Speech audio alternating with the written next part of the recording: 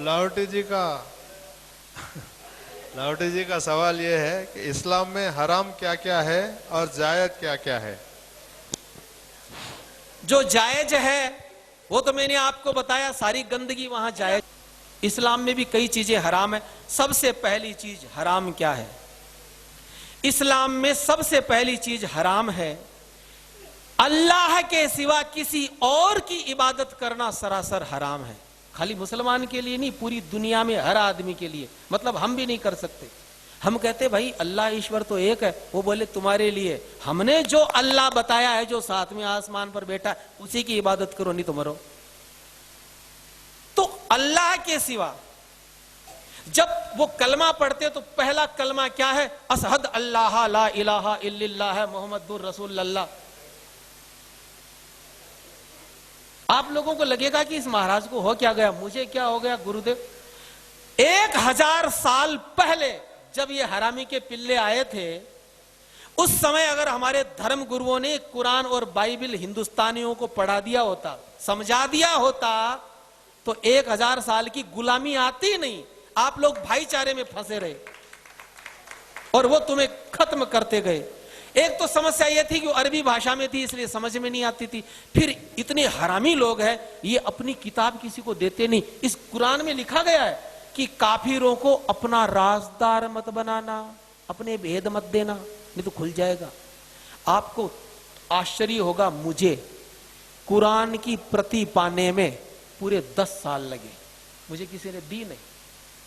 फिर मैं मेरठ में कथा सुनाने गया, वहां एक पत्रकार मुस्लिम, वो मेरे से थोड़ा प्रभावित, वो आता था, मैंने कुछ उसका ज्योतिषीय काम किया और बहुत अच्छा आदमी। मैंने कहा तुम राजपूतों से पैदा हुए हो, थोड़ा समझदार आदमी। कुछ जो हमारे हिंदुओं की औलादे हैं उनमें कुछ समझदार भी है, लेकिन उनकी वहां इज्जत नहीं होती, वहां इज्जत उस माजने के लोगों की होती।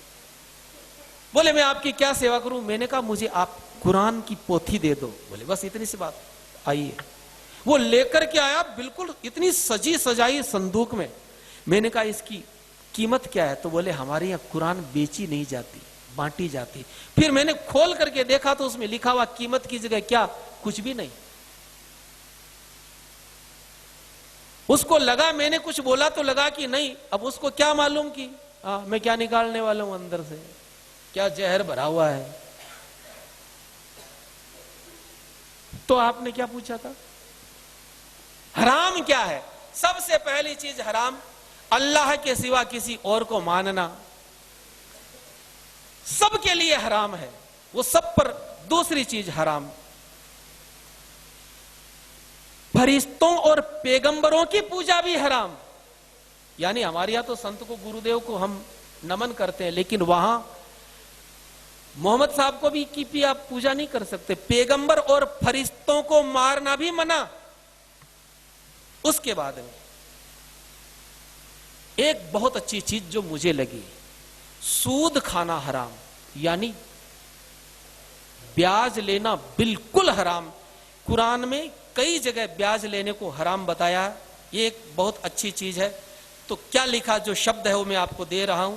सूरा नंबर 2 की कई आयतें हैं, वो लिखते हैं जो लोग सूद खाते हैं वे कब्रों से ऐसे उठेंगे जैसे किसी जिन्न से लिपटकर दीवाना बना दिया हो। वो लोग दोजक में जाते हैं, यानी नरक में जलते हैं। आगे वो कहते हैं मोमिनो खुदा से डरो, जितना ब्याज बाकी रह गया है उसको छोड़ दो, नहीं तो खुदा और रसूल से जंग करने को तैयार रहो। ये इसलिए इन्होंने मना किया, शायद अगर आप एक दूसरे को बिना ब्याज के मुसलमानों को पैसा दोगे तो प्रेम बढ़ेगा, संगठन होगा। बेईमानी ये थी पीछे, क्योंकि ब्याज के चक्कर में ही, लेन देन में ही ज्यादातर झगड़े होते हैं, ज्यादातर मुकदमे होते हैं।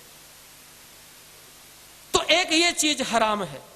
दूसरी चीज बिल्कुल हराम, बुत परस्ती हराम। सूरा 12 में नीचे पैराग्राफ में बताया, बुत परस्ती यानी मूर्ति पूजा बिल्कुल हराम। लेकिन ये खुद पत्थरों की पूजा करते हैं, मैंने आपको कल बताया।